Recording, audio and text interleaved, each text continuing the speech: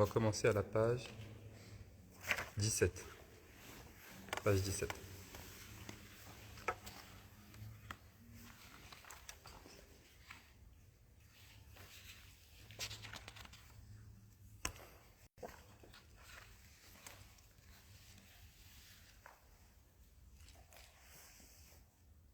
أعوذ بالله من الشيطان الرجيم من همزه ونفخه ونفثه بسم الله الرحمن الرحيم اللهم صل على سيدنا محمد وعلى آل سيدنا محمد كما صليت على سيدنا إبراهيم وعلى آل سيدنا إبراهيم اللهم بارك على سيدنا محمد وعلى آل سيدنا محمد كما باركت على سيدنا إبراهيم وعلى آل سيدنا إبراهيم في العالمين إنك حميد مجيد اللهم صل على سيدنا محمد وعلى أزواجه وذرياته كما صليت على سيدنا إبراهيم اللهم بارك على سيدنا محمد وعلى أزواجه وذرياته كما باركت على سيدنا إبراهيم في العالمين إنك حميد مجيد اللهم صل على سيدنا محمد كما يليق بجلاله عندك يا رب العالمين اللهم علمنا ما ينفعنا اللهم انفعنا بما علمتنا اللهم زدنا علما مباركا يا رب العالمين اللهم إنا نسألك العلم والإيمان والعمل اللهم إنا نسألك علما نافعا ورزقا طيبا وعملا متقبلا يا رب العالمين ونعوذ بك من علم لا ينفع وصلي وسلم وبارك على سيدنا محمد وعلى آله وصحبه أجمعين سبحان ربك رب العزة عما يصفون وسلام على المرسلين والحمد لله رب العالمين. Donc dans le cours précédent, le premier cours, on avait lu l'introduction un petit peu de l'éditeur et on avait lu un petit peu la note biographique de l'imam al-Ghazali rahimahullah ta'ala wa radi anhu. On a vu que dans l'introduction, l'éditeur nous initiait à un certain nombre de termes. Il donnait un petit peu une introduction à la science de la spiritualité et il évoquait aussi là-dedans un certain nombre de termes qu'on avait pris le temps un petit peu de définir comme al-dhawr, comme al-kash, comme al-qutb, etc. On avait parlé de tout cela. Et ensuite, donc cet éditeur a aussi fait une partie sur l'imam al-Ghazali. Au fait, il a apporté les paroles de maître de l'imam al-Ghazali, ce que disaient les maîtres de l'imam al-Ghazali sur lui-même. Donc on a parlé un petit peu d'un certain nombre de savants, notamment donc au Maroc, au Mashriq, qui ont parlé de l'imam al-Ghazali, certains de ses maîtres. Et ensuite, on a lu rapidement cette note biographique de l'imam al-Ghazali. On n'est pas beaucoup rentré dans les détails puisque je vous ai dit que dans le cours de lundi et mardi, le tout premier cours que vous retrouvez sur le compte de la Grande Mosquée, le tout premier cours, c'était le premier ou le deuxième, je ne sais plus, c'était une biographie. C'est 1h30 sur la vie de l'imam al-Ghazali, très simplement. Donc c'est pourquoi on ne s'est pas beaucoup arrêté là-dessus. Et on enchaîne directement donc avec le début de cet ouvrage. Alors le prologue là que vous voyez, vers la page 17, en fait c'est pas une chose de l'imam al-Ghazali, ça ne fait pas partie du livre véritablement de l'imam al-Ghazali, c'est une chose qui a été ajoutée, c'est une introduction qui a été faite soit par un éditeur, soit par une personne qui a écrit, qui a copié le livre, qui rapporte le livre. Et ça, c'est pas la parole de l'imam al-Ghazali, c'est une personne qui nous donne le contexte. Une personne qui nous donne le contexte. C'est qui est assis là-bas? Je connais. Hein? Vas-y, on va le voir et invite-le à venir avec. Donc ça, c'est pas les paroles de l'imam al-Ghazali. Les paroles de l'imam al-Ghazali vont commencer une page après, l'être disciple. Donc là, c'est juste une personne qui nous donne un petit peu le contexte de ce livre-là. Et donc, il nous dit, Bismillahirrahmanirrahim, au nom d'Allah, le tout miséricordieux, le très miséricordieux. Louange à Allah, le Seigneur des mondes, la fin heureuse est réservée aux pieux, humbles et timorés, et que la grâce et la paix divine se répandent sur son prophète Mohammed, sallallahu alayhi wa sallam, ainsi que sur les siens. Donc il commence bien évidemment par la louange à Allah subhanahu wa ta'ala. Il annonce la bonne nouvelle comme Allah subhanahu wa ta'ala le fait dans le Coran pour ceux qui suivent le chemin qui mène à Allah subhanahu wa ta'ala. Et ensuite, il fait la prière sur le prophète sallam, comme on peut le retrouver dans n'importe quelle introduction. Vous allez voir après, dans les poèmes des sciences religieuses qu'on va faire après, la majorité d'entre ces poèmes-là commencent par la louange à Allah et commencent également par la prière sur le prophète sallam. Hein, si vous avez commencé, ceux qui ont commencé à réviser Ibn Ashir, parfois il commence. Hein, يقول عبد الواحد بن عاشر مبتدئا بسم الإله. Il commence par le nom d'Allah al-Qadi. Alhamdulillah alladhi allamana min al-ulum bihi kalafana. Après, sallallahu wa sallama ala Muhammad. Donc il commence par la louange à Allah, il se présente et puis il fait la louange à Allah, il fait la prière sur le prophète sallam. Hein? Ahmadu Rabbi la hajal la mun'ima. Ça c'est encore une autre épître. Si vous allez dans Jawhar al-Tawhid, pareil. Alhamdulillahi alladhi Alhamdulillahi ala silatihi thumma salamullahi ma'a salatihi ala nabi ja'a bi tawhidi. Et encore d'autres poèmes.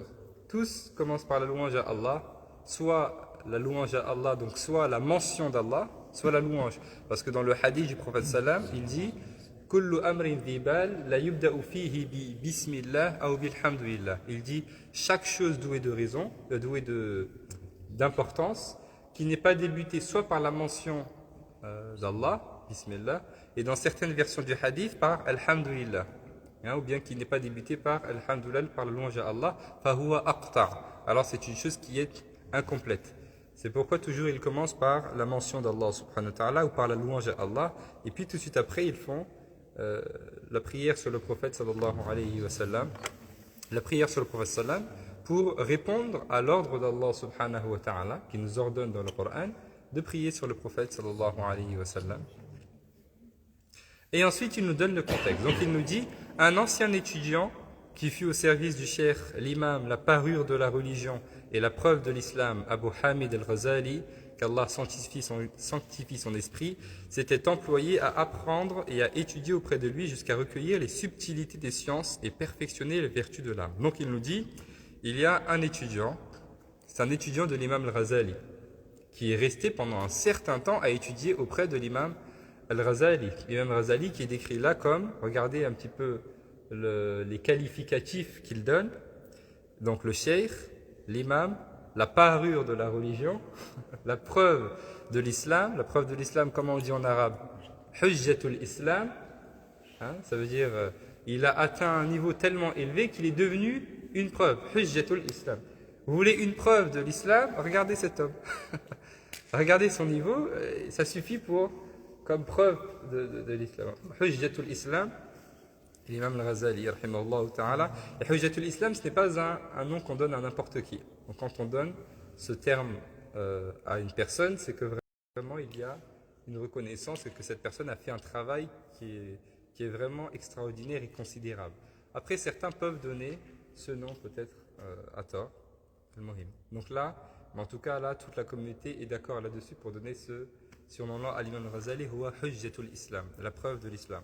Et donc là, il nous dit, il y a un étudiant qui a étudié auprès de l'imam al-Ghazali, il a appris la science auprès de l'imam al-Ghazali. Attention, cet étudiant-là, c'est de lui qu'on parle dans le titre, l'être disciple. Ce disciple-là, c'est cet étudiant de l'imam al-Ghazali. Et en arabe, ayyuhal walad. Ayyuhal walad, c'est le jeune homme. Hein, donc on pourrait se dire, là, cette lettre-là, elle s'adresse à un disciple, à un simple étudiant, ou bien un jeune homme, comme on l'entend en arabe, ayyuhal walad. Mais, attention, il faut bien comprendre que cet étudiant-là, c'est lui-même un savant. Là, l'imam Ghazali, il s'adresse à un savant. C'est-à-dire, c'est un des étudiants de l'imam Ghazali les plus avancés, qui est lui-même savant. C'est un grand savant, gars.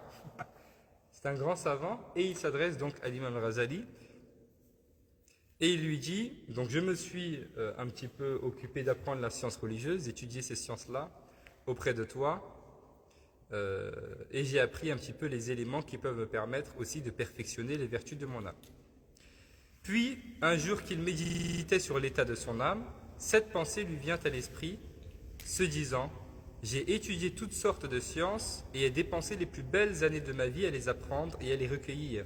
Il me faut maintenant savoir laquelle d'entre elles me sera utile demain et m'accompagnera dans la tombe, et laquelle, au contraire, me sera inutile afin que je m'en défasse. Et donc, ce savant-là, un jour, ce savant-là, un jour, hein, il se pose la question de son état. Il se pose la question de son état. On avait déjà parlé de quand une personne nous pose la question Kayfa al-hal en arabe. Qu'est-ce que ça veut dire Kayfa al-hal? Kayfa al-hal, kayfa haluk. Comment vas-tu? Quel est ton état? Nous, on pense toujours, quand on nous pose cette question, à notre état physique, à notre état extérieur. Alors que les gens qui sont très versés dans la spiritualité, lorsqu'on leur dit Kayfa haluk ou Kayfa al-hal, ils pensent à leur état intérieur. Ils pensent à leur état intérieur. Kayfa haluk, c'est-à-dire Kayfa haluka ma'allah. Quel est ton état avec Allah? Quel est ton lien avec Allah? Quelle est ta relation avec Allah? Hein, comment va ta foi? C'est ça qu'il entend. Et donc, il s'est posé la question de son état intérieur, cet étudiant-là. Il s'est posé la question de l'état intérieur. Il se dit à lui-même, j'ai étudié toutes sortes de sciences. Il est devenu savant. Il a évolué dans toutes les sortes de sciences.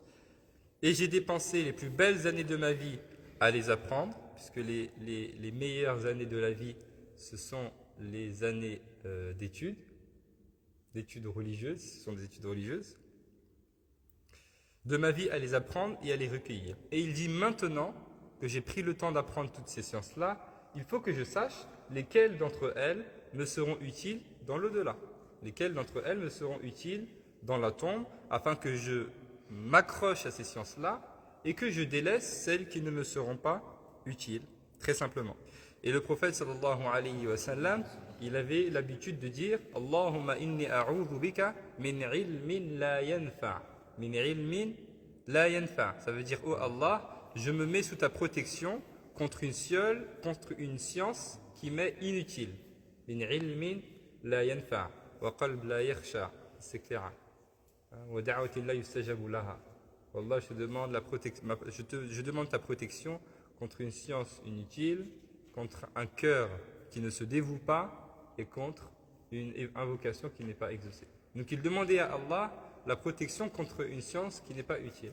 Puisqu'on peut être questionné devant Allah subhanahu wa ta'ala pour ces sciences que l'on a apprises et que l'on n'a pas mis en application. Il dit en effet, l'envoyé d'Allah sallallahu alayhi wa sallam disait « Ô mon Dieu, je me réfugie en toi contre toute science inutile. » Donc ça, c'était une pensée, une chose qui lui traversait un petit peu son esprit. Et cette pensée est restée dans son esprit et ne cessait un petit peu de le travailler, de le perturber.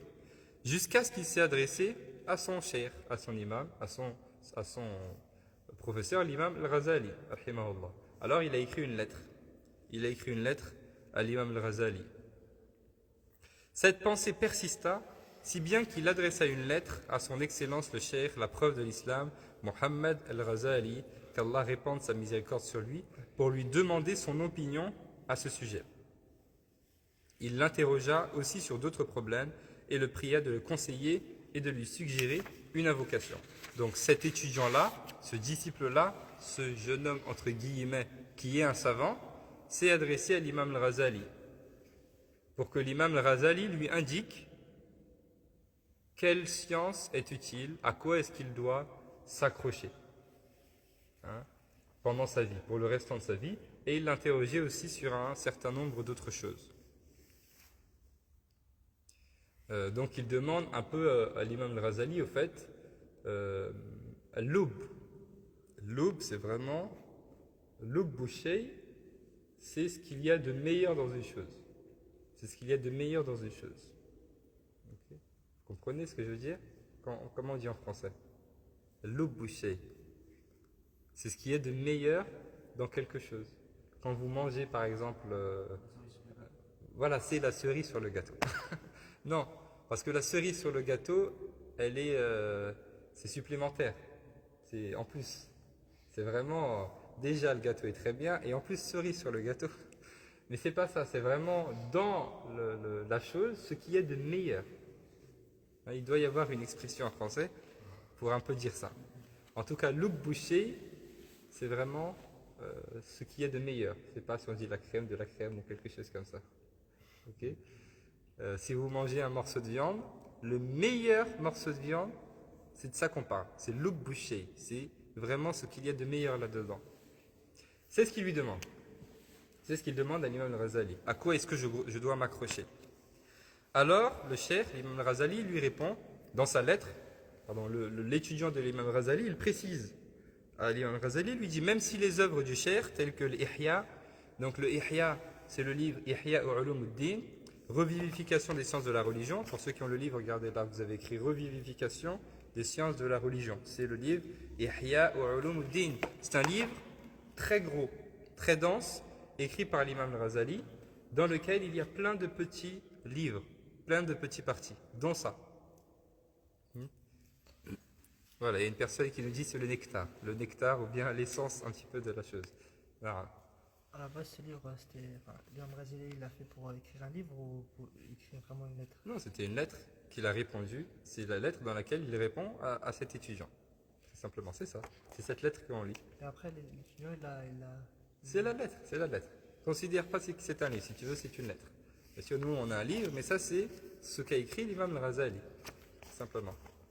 Bien sûr, traduit en français. Donc, Ihya, comme vous voyez, Ihya Ulumuddin, c'est la revivification des sciences de la religion. Donc, c'est un livre qui est vraiment très très gros. Et l'imam al-Ghazali, ce livre Ihya, il l'a écrit une fois qu'il avait dépassé les 40 ans. Et donc, une fois qu'il avait déjà fait un peu son parcours initiatique, ça veut dire, vous savez, il a atteint le degré terminal dans les sciences religieuses un petit peu, dans beaucoup de sciences, un degré très élevé dans la religion, dans la spiritualité.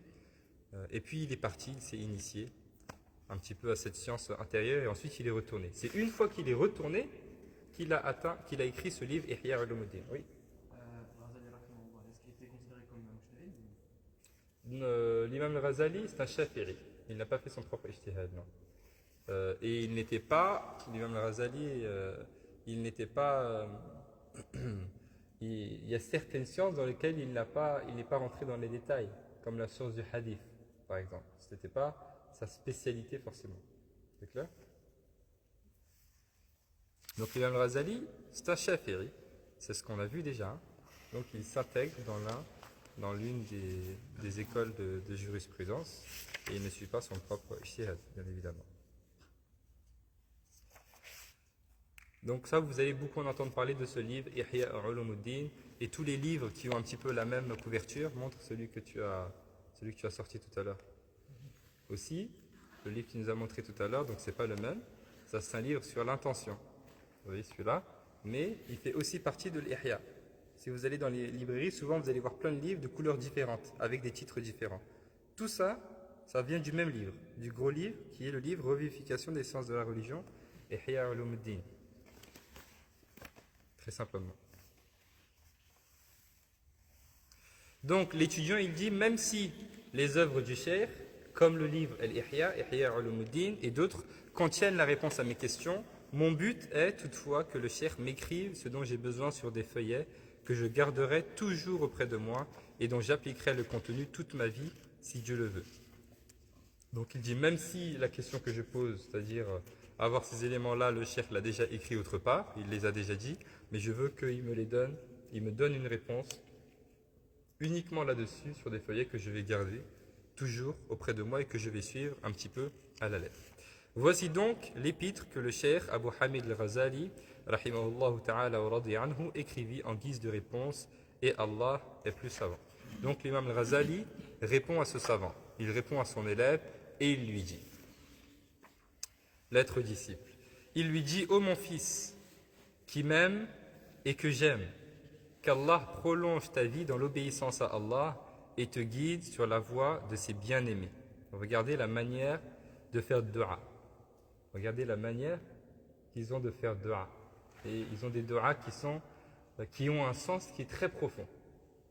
Il dit, mon fils qui m'aime et que j'aime, qu'Allah prolonge ta vie. Mais pas juste prolonge ta vie. Parce qu'une vie qui est longue, mais dans la désobéissance à Allah subhanahu wa ta'ala, c'est une vie qui est inutile et c'est une vie qui peut être la cause de ma perte éternelle. Elle dit qu'Allah prolonge ta vie dans l'obéissance à Allah subhanahu wa ta'ala. Qu'il prolonge ta vie dans son obéissance et te guide sur la voie de ses bien-aimés. Sache que l'on peut écrire des conseils explicites en les puisant dans le message prophétique même. Il dit là que ce message prophétique-là il suffit. Les conseils que l'on peut donner, ils sont dans la mission prophétique, c'est-à-dire dans les enseignements du prophète sallallahu alayhi wa sallam, ni plus ni moins. Le Coran et la Sunna, très simplement. Ce que tu cherches, tu ne le trouveras pas autre part que dans le Coran et la Sunna. Tu me demandes un conseil, ce conseil que je peux te donner, ce que tu dois appliquer, c'est dans le Coran et la Sunna. Alors il dit, si certains te sont parvenus du Coran et de la Sunna, c'est-à-dire de la mission prophétique, de la Sunna du prophète sallam, si certains te sont parvenus, quel besoin as-tu donc des miens? En revanche, si tu n'en as tiré aucune leçon, dis-moi alors ce que tu as appris durant toutes ces années écoulées. Donc il lui dit, tu me demandes conseil, ces conseils-là, ils sont dans le Coran et la Sunna. C'est dans la Sunna. Donc si tu connais déjà les hadiths du prophète sallam, tu connais déjà la Sunna du prophète sallam, donc pourquoi tu as besoin de mes conseils? Tu n'as pas besoin des miens. Et si tu ne connais pas les hadiths du prophète sallam, tu ne connais pas la Sunna, alors qu'est-ce que tu as fait pendant toutes ces années? À quoi ça t'a servi de rester étudié auprès de moi pendant toutes ces années? Et il lui dit, ô mon fils, parmi les conseils de l'envoyé d'Allah sallallahu alayhi wa sallam, donc l'imam Ghazali, il ne prend pas ça de lui-même, hein, de sa propre personne. Il dit parmi les conseils du prophète sallallahu alayhi wa sallam. Il dit, ô mon fils, parmi les conseils que l'envoyé d'Allah sallallahu alayhi wa sallam a donné à sa communauté, on trouve ces paroles. Donc là, il faut vraiment que chacun se dise, l'imam al-Ghazali est en train de me parler à moi. Et ces conseils, ce sont des conseils pour moi-même. C'est ça l'objectif de l'étude de ces épîtres. On ne les étudie pas juste pour les avoir lus, pour les avoir étudiés, c'était bien, on a des hasanat, et puis on passe à autre chose. L'objectif, c'est que, à travers ces enseignements et à travers ces lectures, moi, j'évolue dans ma spiritualité et que j'avance un petit peu aussi dans ma vie. Donc il nous dit, parmi les conseils que l'envoyé d'Allah sallallahu alayhi wa sallam a donné à sa communauté, parmi les conseils que le prophète sallam nous a donnés, on trouve ces paroles. Lorsqu'un individu se préoccupe de choses sans importance, c'est là le signe pour lui que le Très-Haut l'a abandonné. Ça c'est un hadith du prophète sallam, un hadith qui est rapporté par Daraqutni. Lorsque la personne se préoccupe de choses inutiles, c'est un signe qu'Allah subhanahu wa ta'ala l'a mis de côté. C'est une personne qui perd son temps, qui perd son énergie, qui perd son intellect, okay, et qui est en train de s'amuser dans des choses qui sont totalement futiles. Alors qu'il y a à côté de cela un objectif ultime, sublime, très important pour lequel Allah subhanahu wa ta'ala nous a créés. Il poursuit dans le hadith, il dit « Qui perd 1 heure de sa vie dans autre chose que la dévotion à Allah pour laquelle il a été créé, mérite que ses remords se prolongent. » Quelle est la dévotion à Allah pour laquelle il nous a créés? Sur la base du verset que vous connaissez tous maintenant, وَمَا خَلَقَتُ الْجِنَّ وَالْإِنسَ إِلَّا لِيَعْبُدُونَ. Et le tafsir de إِلَّا لِيَعْبُدُونَ, c'est إِلَّا لِيَعْرِفُونَ. Allah dit, je n'ai créé les êtres humains et les djinns uniquement que pour qu'ils me connaissent, uniquement que pour qu'ils m'adorent. Ce qui veut dire pour qu'ils me connaissent. C'est l'objectif pour lequel Allah nous a créés. Donc tant que je suis dans cet objectif, je suis utile. Et quand je sors de cet objectif, je deviens totalement, effectivement, inutile. Donc toute ma vie doit être dans cet objectif-là. C'est pourquoi on dit toujours en arabe « Ad-dinu lil-hayat ». Ad-dinu lil-hayat, c'est-à-dire la religion, c'est pour la vie. C'est pour la totalité de la vie. Donc toute ma vie doit être dans cette dévotion. On a déjà parlé de comment est-ce que ça se fait. Est-ce que ça veut dire qu'on n'est que dans des actes d'adoration du matin au soir? Bien évidemment non. Hein? Alors, on va prendre en considération l'intention, la licéité de ce que l'on fait, etc., etc. Et donc la personne qui perd, il dit 1 heure de sa vie dans autre chose que la dévotion à Allah, autre chose que dans l'obéissance à Allah, eh bien, pour laquelle il est créé, mérite que ses remords se prolongent. Là-dessus, on sait que le prophète sallam il dit, la personne qui, par exemple, rompt son jeûne pendant le mois du Ramadan, rompt son jeûne de manière non autorisée pendant le mois du Ramadan, ne pourra jamais rattraper cette journée-là. Et le prophète il dit dans le hadith, wa in sama ad-dahr kullah. Wa in sama ad-dahr. C'est quoi ad-dahr? Ça veut dire toute la vie. C'est-à-dire la personne ne pourra jamais rattraper la sacralité de ce jour-là, même si elle jeûne pendant toute sa vie. C'est-à-dire elle passe tout le reste de sa vie à jeûner. Bon. C'est effectivement la sacralité. Et donc c'est un remords qui ne peut que se prolonger. Qui ne peut que se prolonger et qui ne s'arrête pas.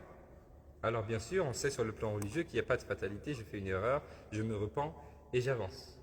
Mais j'ai loupé quelque chose d'extrêmement important.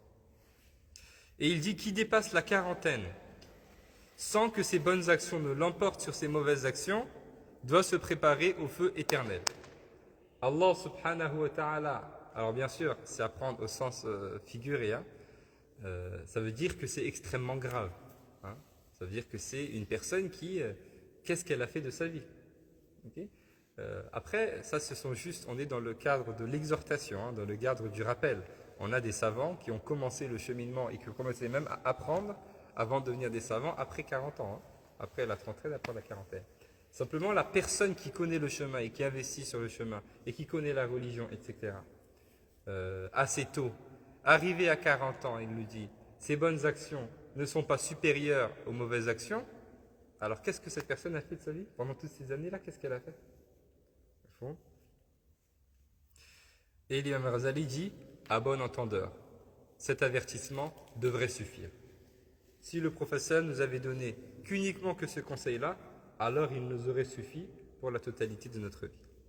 Il dit ensuite, ô mon fils, le conseil est facile à donner, mais difficile à suivre. Tout le monde demande des conseils. Mais qui applique les conseils? Tout le monde demande des conseils, mais qui applique des conseils? Comme tout le monde demande des du'a, mais qui fait les causes? Fais du'a pour moi, pour qu'Allah m'aide, pour qu'Allah me facilite, pour qu'Allah me guide. Mais est-ce que tu fais les causes pour ça? Est-ce que tu fais plus de bonnes actions? Est-ce que tu t'efforces à faire le bien? Etc., etc. Pareil, le conseil, tout le monde demande le conseil, mais il est très difficile, effectivement, à le suivre. Il dit « An-nasihatu sahla, wal-mushkilu qabuluha » Le conseil, il est simple, mais la difficulté, c'est d'accepter le conseil et de suivre le conseil comme il le faut. Pourquoi? Parce que son goût est amer. Le goût du conseil est amer pour ceux qui suivent leur passion, puisque les choses interdites sont chères à leur cœur.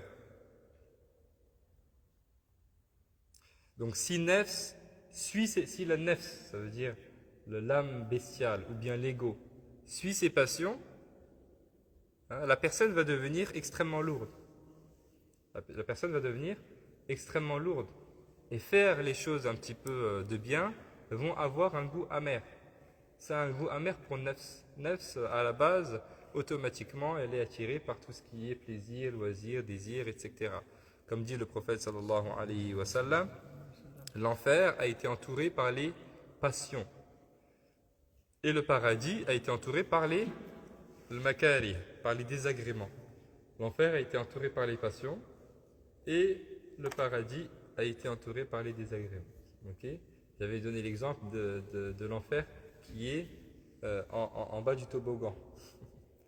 Okay, quand vous mettez un enfant sur un toboggan, il s'assoit, vous avez juste à le pousser et il va arriver automatiquement en bas, dans le sable. L'enfer c'est pareil, juste assieds-toi, lance-toi et tu vas y arriver.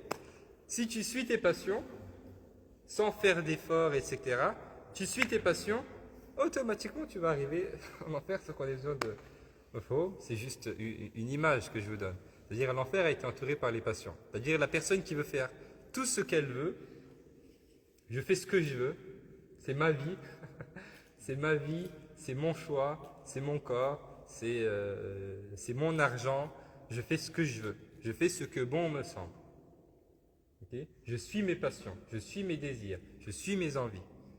Donc cette personne-là, comme il le dit là le professeur, c'est une personne qui s'oriente vers une perte, et vers une perte qui est éternelle. Par contre, et ça c'est vraiment une vision de la vie, hein, c'est-à-dire, parce qu'il y a des personnes, vraiment leur vision de la vie c'est ça, c'est vraiment, ma personne est au centre, et mes désirs sont au centre de tout. Je fais ce que j'ai envie de faire. Ce que je n'ai pas envie de faire, je ne le fais pas, très simplement. Là où la vision de la vie plutôt du musulman et de la musulmane, non, c'est de faire ce qu'Allah veut. Ce qu'Allah veut, je le fais. Et ce qu'Allah ne veut pas, je ne le fais pas. Ce que le prophète sallam m'a demandé de faire, je le fais. Et ce qu'il m'a demandé de délaisser, je ne le fais pas. Très simplement. Donc la vision de la vie n'est pas effectivement tout à fait la même. Je ne fais pas tout ce que je veux, mais je fais ce que Allah subhanahu wa ta'ala veut. Pourquoi? Parce que je sais que le paradis a été entouré par il y a des désagréments. Il y a une fois un compagnon qui est venu voir le prophète sallam, qui lui a dit: ô messager d'Allah, je t'aime. Alors le prophète sallam lui a dit: prépare-toi contre la pauvreté. Si tu es sûr de ce que tu dis, prépare-toi contre la pauvreté. Allah va t'éprouver. Tu m'aimes? Allah va t'éprouver. Parce que la marchandise d'Allah est très chère. La marchandise d'Allah, c'est le paradis.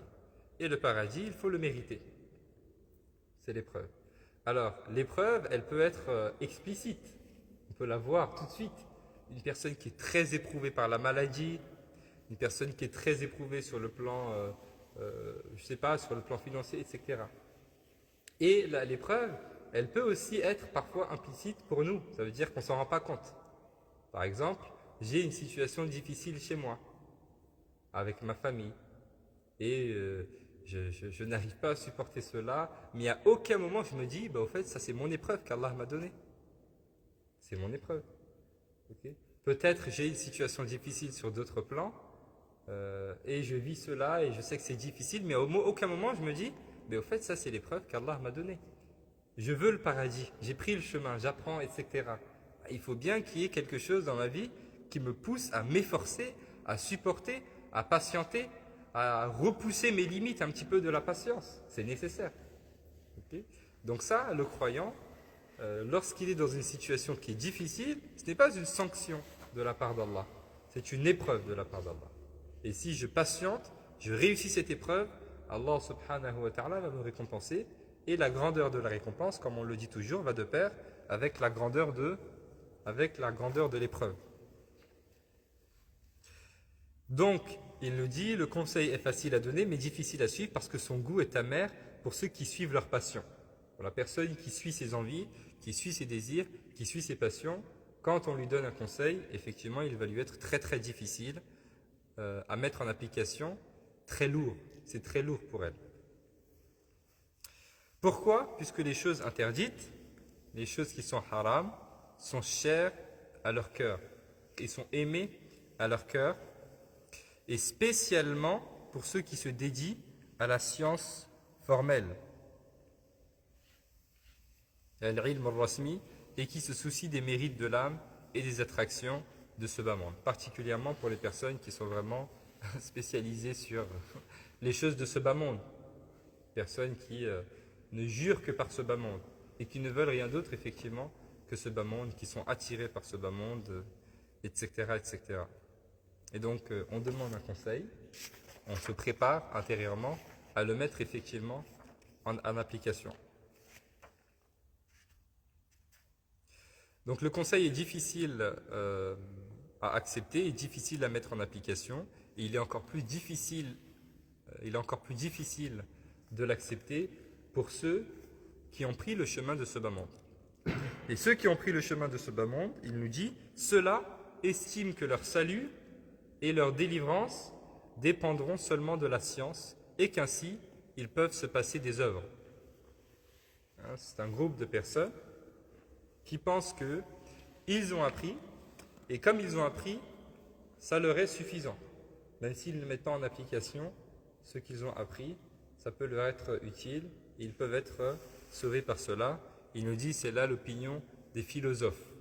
La science, et elle est toujours plus loin dans la connaissance, dans la compréhension, dans les questionnements, dans la réflexion, pourquoi, comment, qu'est-ce que c'est, etc., etc.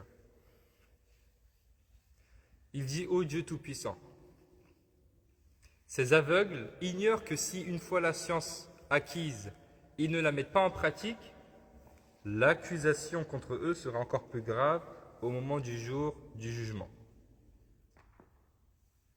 Et donc certains pensent que la science, sans action, peut être utile.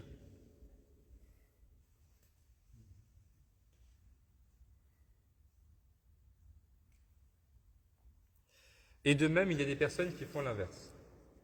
Et ça, c'est vrai même sur le plan religieux. C'est vrai, on a des étudiants aussi qui apprennent, et qui sont intéressés uniquement que par les diplômes, et par les ijazat, et par le fait d'avoir tenu compagnie à tel imam, ou à tel cheikh, ou à tel savant, etc. De prendre la science, sans mettre cela en application.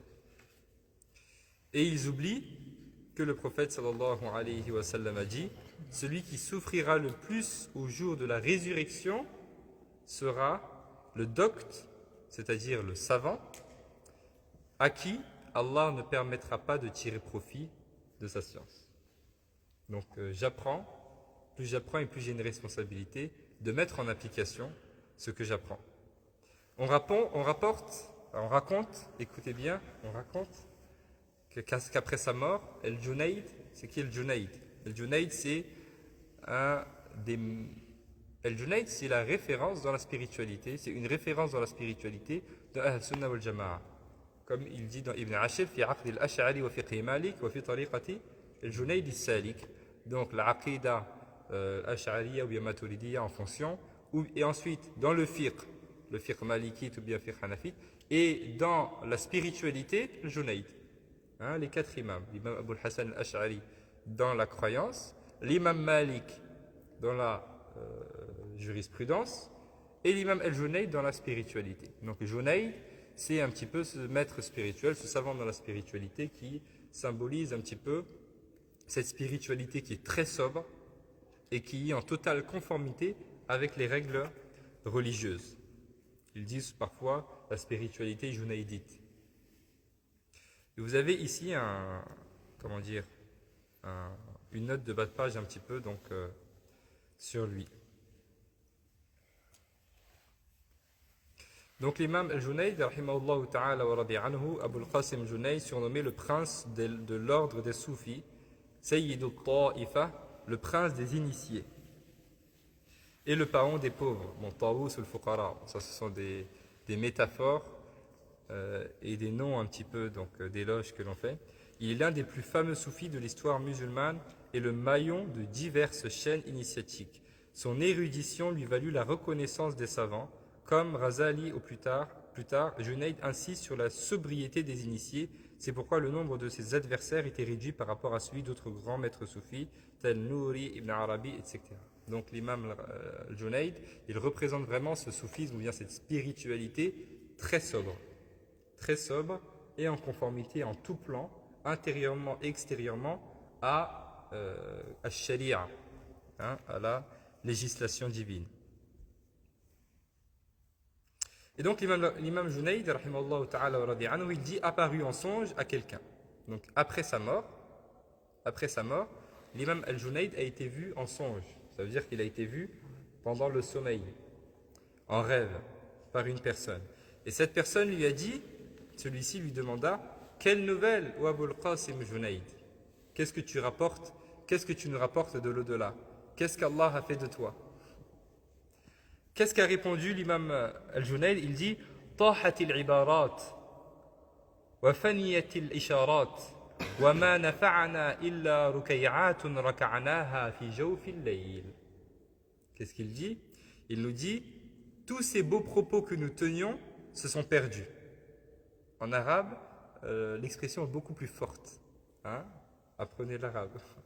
Donc en français, il dit tous ces beaux propos que nous tenions se sont perdus. طاحت العبارات, ça veut dire quoi tah en arabe, en délija? C'est tomber. Et l'ibarat, c'est quoi? C'est ce qu'on dit, c'est les expressions. طاحت العبارات, toutes nos expressions, tout ce qu'on disait quand on faisait de l'imam al-Junayd, c'est un grand imam, un grand savant. Donc il faisait des prêches, il exhortait les gens, il faisait des rappels, il donnait des cours, il dit tout ça là, tout ce qu'on a dit, il n'y a plus rien. Ça ne nous a pas servi. Et il dit وَفَنِيَتِ الْإِشَارَاتِ. En français, il a traduit ça en disant tous ces enseignements subtils ont disparu. Qu'est-ce que c'est l'isharat? L'isharat, ce sont les compréhensions spirituelles. Le fait qu'Allah subhanahu wa ta'ala fasse comprendre des choses. Je vous ai parlé déjà du tafsir ishari, c'est le tafsir spirituel. On fait le tafsir du Coran sur le plan spirituel. À partir de ce qui est dans le Coran, on sort un peu parfois des règles spirituelles, des choses un peu de la spiritualité.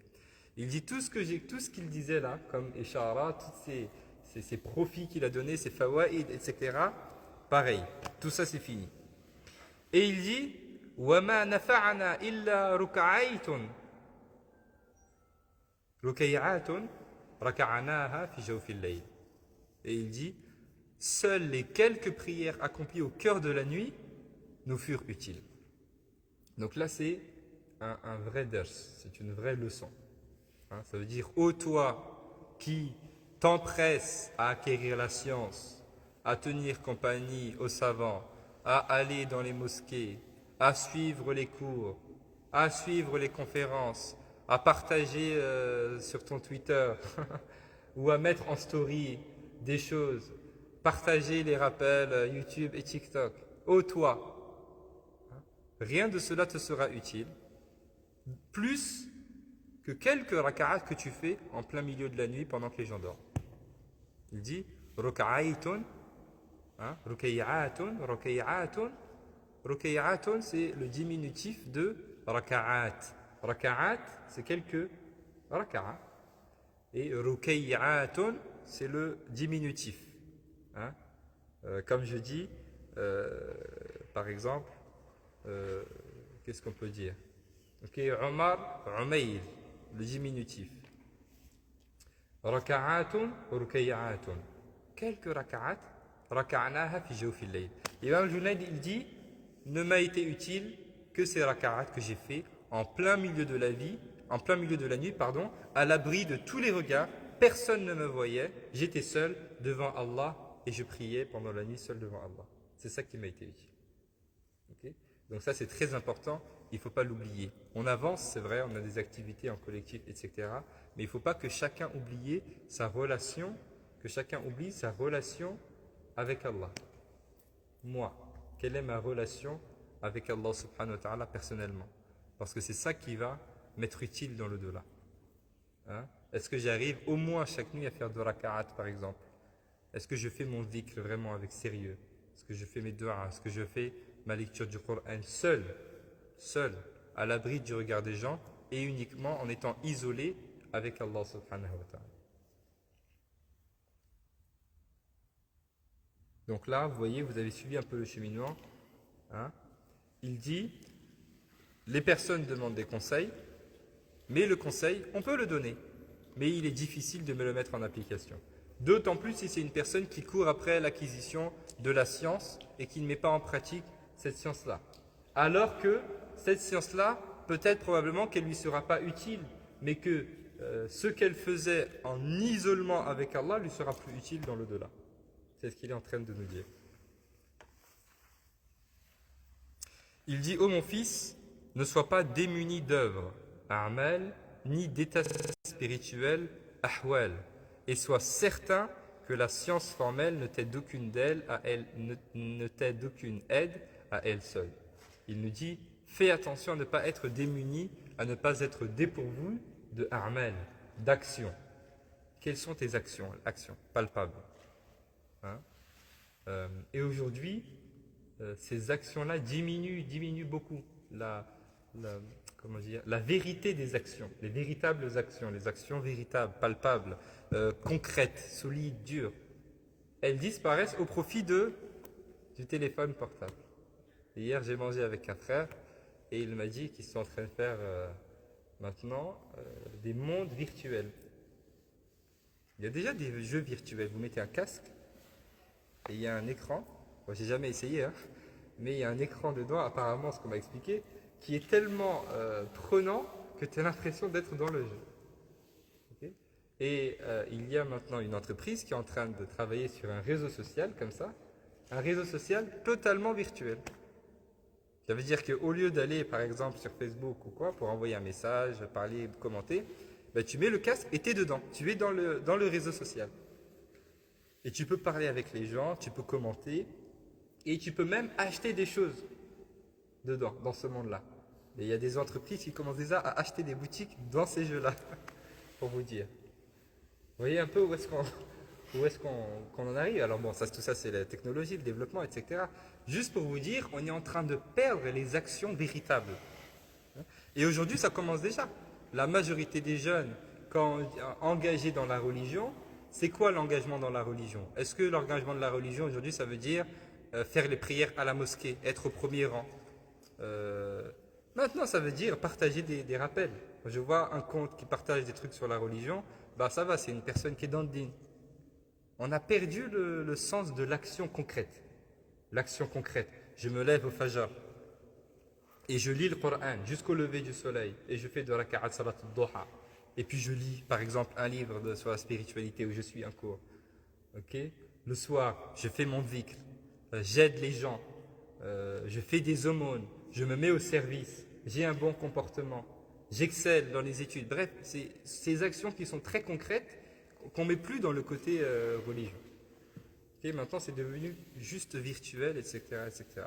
Là, il nous dit, oh mon fils, ne sois pas dépourvu d'œuvres, a'mal, les actions.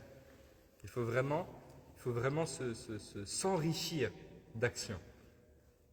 Et l'imam Boussaïri, dans son fameux poème, Al-Burda, en arabe, donc il fait un petit peu il se lamente lui-même, bon, c'est un poème, hein, et de ne pas avoir fait assez d'actions. Hein? Si le vers me revient,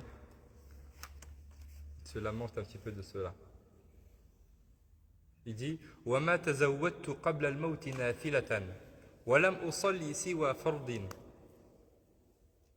Il dit وَمَا تَزَوَّدْتُ. Al-Zad, qu'est-ce que c'est Al-Zad? Al-Zad, c'est mes provisions. وَمَا تَزَوَّدْتُ قَبْلَ الْمَوْتِ نَافِلَةً. Avant ma mort, j'ai pas pris le temps de rassembler beaucoup de provisions. Hein? Et je n'ai pas beaucoup fait de prières à part ce qui est obligatoire. Il se lamente de cela. Je n'ai pas fait beaucoup de provisions, je n'ai pas assez œuvré pour l'au-delà. Et je n'ai pas fait beaucoup de prières à part les prières obligatoires. Okay? Pas beaucoup de jeûnes à part les jeûnes obligatoires. Donc les jeûnes surérogatoires, les prières surérogatoires, les aumônes surérogatoires, le dhikr, les doigts, les lectures du Coran, et toutes ces actions-là qui sont ma provision un petit peu pour l'au-delà. Il dit, oh mon fils, ne sois pas démuni d'œuvres. Ça, c'est très important. Vraiment, il faut se démarquer de cette mode qui est le fait que la religion, ça devient quelque chose de virtuel. La religion, ce n'est pas quelque chose de virtuel. La religion, c'est quelque chose de véritable. De véritable, que je vis, que je ressens. Véritablement. Il vaut mieux que je ne partage rien et que je vive véritablement les choses. Plutôt que je partage et que je ne vis rien de cela. Que je dise et que je ne vis rien de cela. Alors si je le vis et en plus je le partage, tant mieux. Si je ne le fais pas, c'est bien aussi parce que ça veut dire que c'est un secret entre moi et Allah. C'est encore mieux. Mais si je le partage et je le vis très bien. Mais au moins il ne faut pas que je fasse partie de cette catégorie de personnes qui partagent les choses, qui écrivent comme s'ils étaient émerveillés de ces choses, mais qui n'ont pas ça à l'intérieur, qui n'ont pas ces états spirituels, qui n'ont pas toutes ces choses-là, et qui ne font même pas l'effort pour les avoir. Donc ça c'est très important, il faut que ce soit une règle dans notre vie. Il faut que la religion dans ma vie, ce soit quelque chose de concret, de véritable, des actions véritablement que j'installe effectivement dans ma vie. Il nous dit, oh mon fils, ne sois pas démuni d'œuvres, a'mal, ni d'état spirituel. Qu'est-ce que c'est l'état spirituel? Ce sont des choses que je vis. Hein? L'ahwal, l'hal, c'est une station, c'est une des stations. Donc il y a beaucoup de stations. Pour la personne qui étudie les sciences religieuses, pour nous qui étudions par exemple, on va passer par beaucoup d'étapes. Par beaucoup de ces stations. Et l'hal, l'ahwal, c'est une de ces stations-là qu'atteint l'étudiant dans les sciences religieuses. Donc il commence d'abord par apprendre la science. Okay. Cette science-là, après, elle va se transformer en action, en pratique. Et cette pratique-là, cette action-là, elle va donner fruit à un état spirituel. Okay. J'apprends, a'mal. Cette science-là va se transformer en action. parce que j'apprends, c'est l'ilm, pardon, l'ilm, j'apprends. Cet apprentissage-là, cette science, elle va se transformer en pratique, en amal, en action, une œuvre. Et cette pratique-là, elle va donner lieu à un état spirituel. Okay? J'apprends quelque chose, je le fais, et quand je le fais, je ressens quelque chose à l'intérieur. Ça me fait véritablement quelque chose à l'intérieur. C'est ça cet état spirituel à l'intérieur. C'est mon état avec Allah. Quand je fais mon dhikr, j'ai un état spirituel, je sens que je me rapproche d'Allah, je suis véritablement avec Allah. Quand je fais ma prière, j'ai un état spirituel. Quand je fais ma prière, je sens que je suis véritablement avec Allah. Quand je fais mon dhikr, pareil. Quand je lis mon Coran, pareil. C'est ça qu'on parle, c'est de ça que l'on parle quand on dit état spirituel. Et donc il faut les deux, les actions et l'état spirituel. C'est l'une des définitions de la spiritualité, tasawwuf, du soufisme. Et il nous dit, et sois certain que la science formelle ne t'aide d'aucune aide à elle seule. Apprendre, uniquement apprendre, sans mettre en pratique, une pratique qui donnerait lieu après aux états spirituels, juste apprendre, ça n'est pas utile, au contraire, ça peut me porter préjudice et être contre moi. C'est pourquoi, c'est vrai, l'apprentissage de la science est très important. Il faut motiver les gens, etc. Mais il ne faut pas tomber dans cette course à l'apprentissage de la science qui peut être nocive et qui peut être négative. Donc j'apprends pour mettre en application, je n'apprends pas pour apprendre. Okay? C'est très important. En voici un exemple. Pourquoi est-ce que juste apprendre la science tout seul, ça ne sert à rien? Il nous donne un exemple.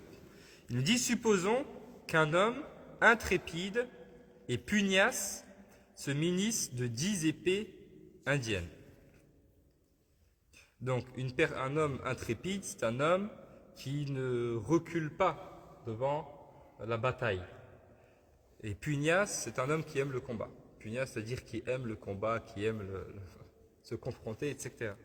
Et on dit, supposons qu'un homme intrépide et pugnace se munisse de 10 épées indiennes et d'autres armes encore, et se rende dans le désert, et qu'un énorme et farouche lion l'attaque. Crois-tu que ces armes le protégeront du danger s'il ne s'en sert pas et ne le frappe pas avec? Il nous pose la question. Il lui dit, imaginons, j'ai un homme qui est très très bien armé, et en plein désert, il y a un gros lion qui vient s'attaquer à lui. Est-ce que cet homme-là peut venir à bout du lion sans utiliser ses armes?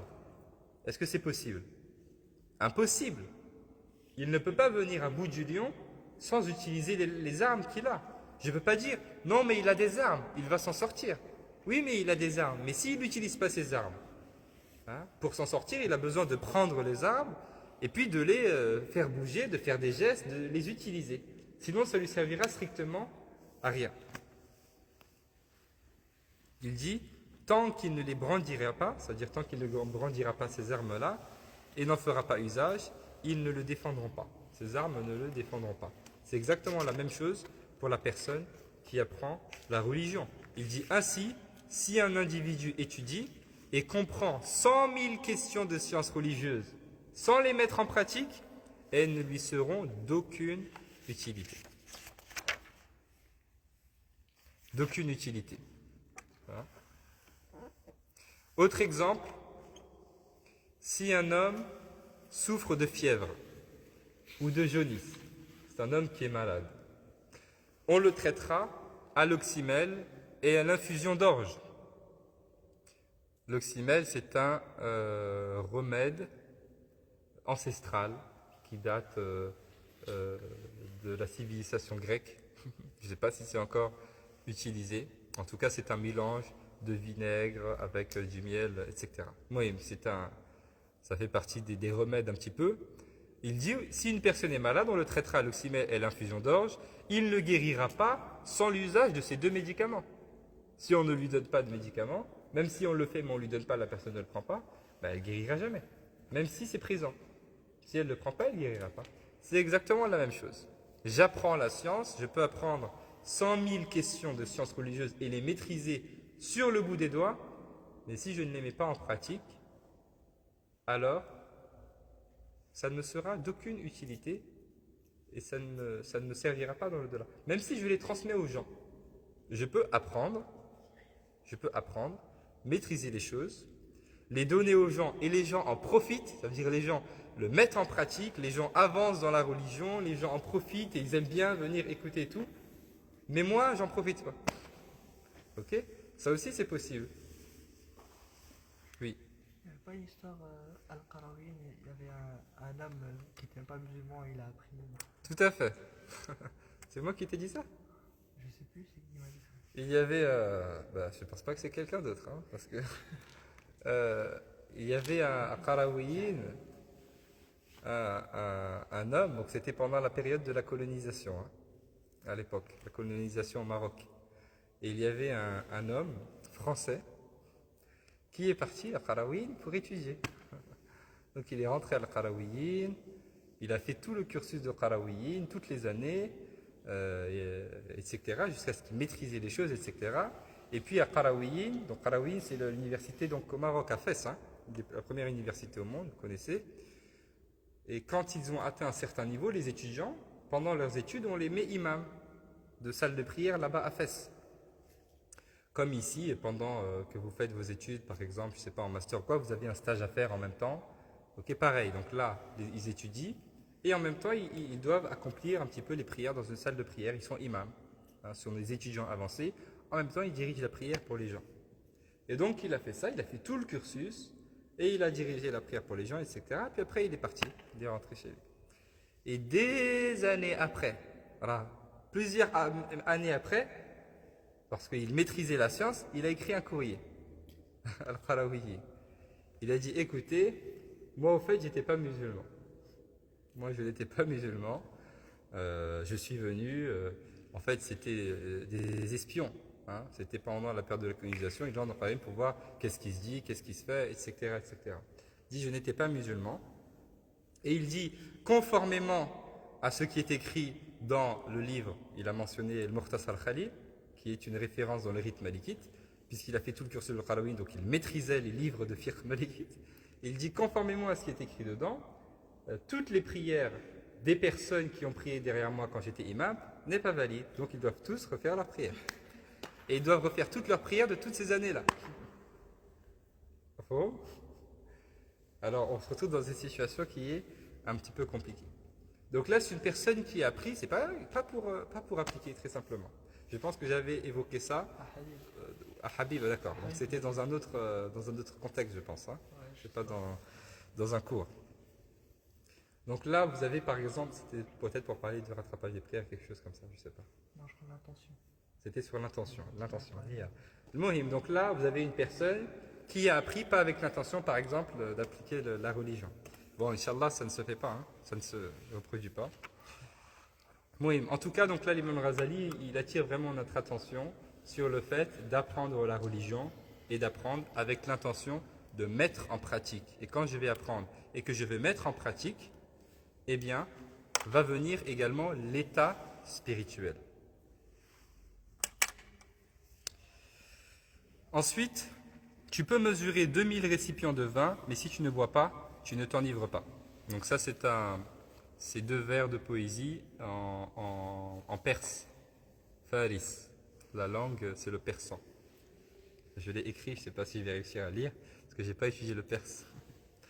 Karmeidu hazar barbi mai tamei nukhuri nabashadat shidai. On va prendre le perse. Donc, la signification de cela, tu peux mesurer 2000 récipients de vin, mais si tu ne bois pas, tu ne t'enivres pas. C'est-à-dire, tu peux réunir toute la science que tu veux, mais si tu ne la mets pas en application, elle ne servira strictement à rien.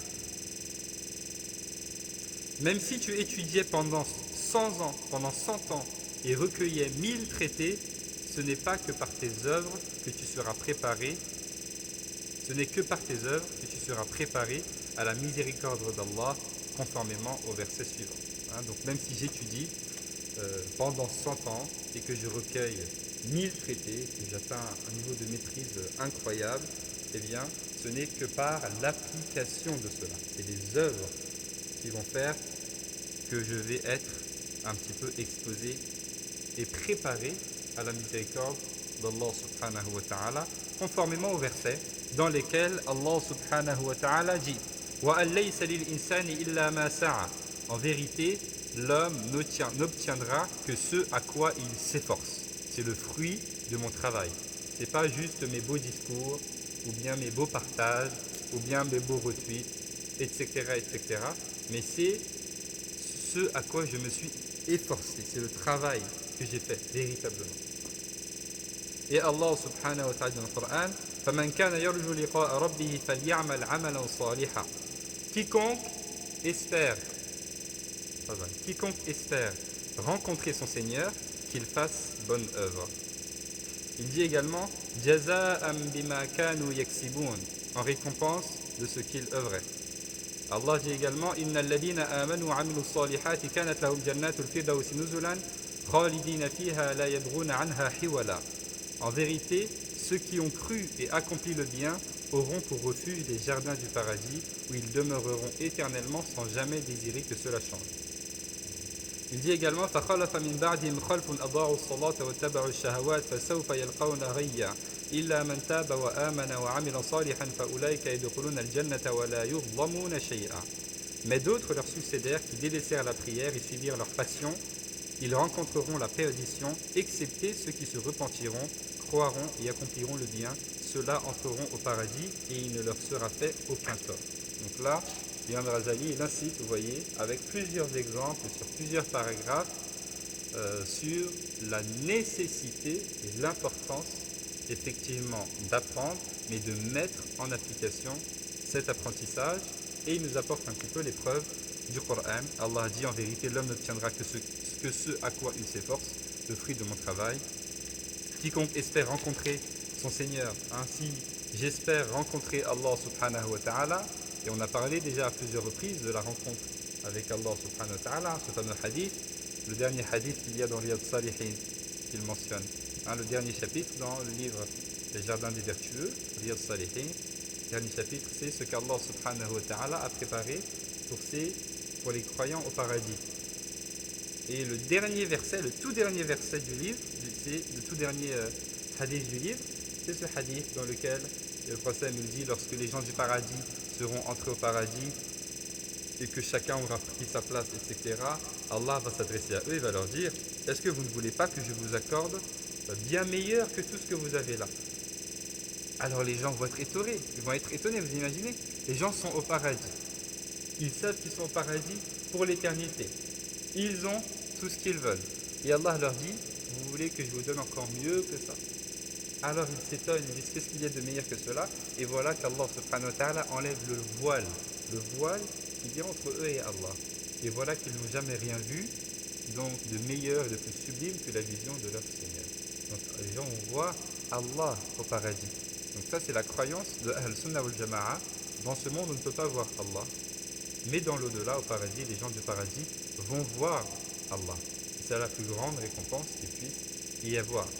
De même que la plus grande sanction pour les gens de l'enfer, c'est le fait d'être sanctionné et de ne jamais pouvoir savoir qui les sanctionne.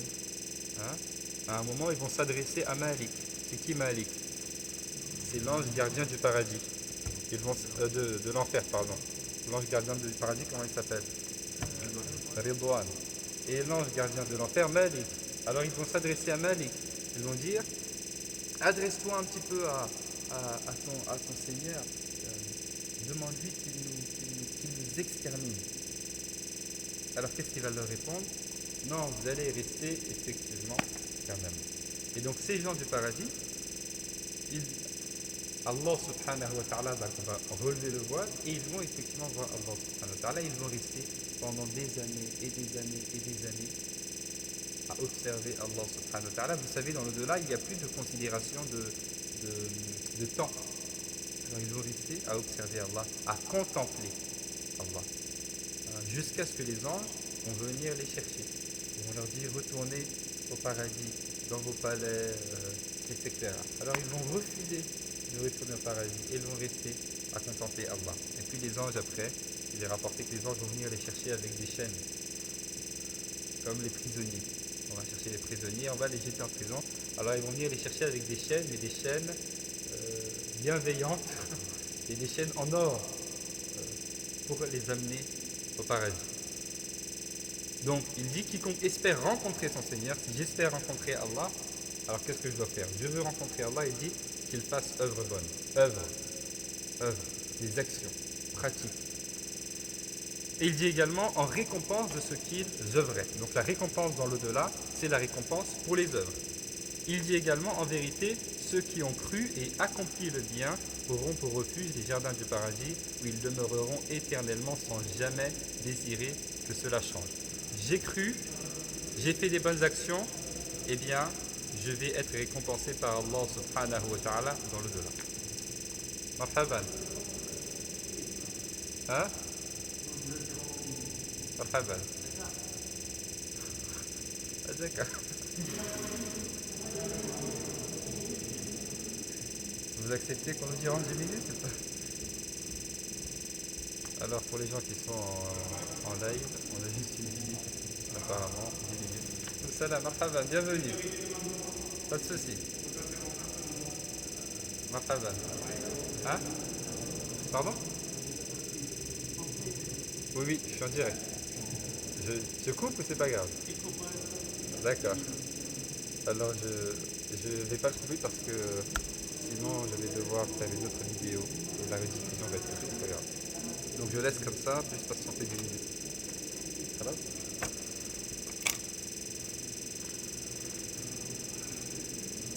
Vous pouvez venir aussi, hein, je pense. Venez avec nous.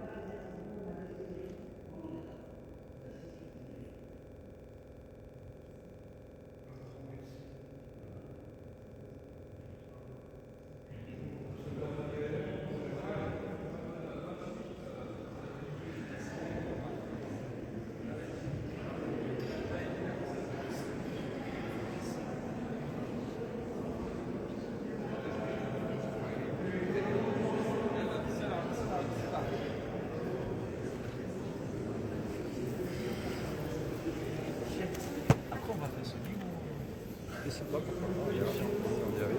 Ça va partir de ça. On essaye de. Il est déjà midi et quart. Hein. Midi et quart. Alors.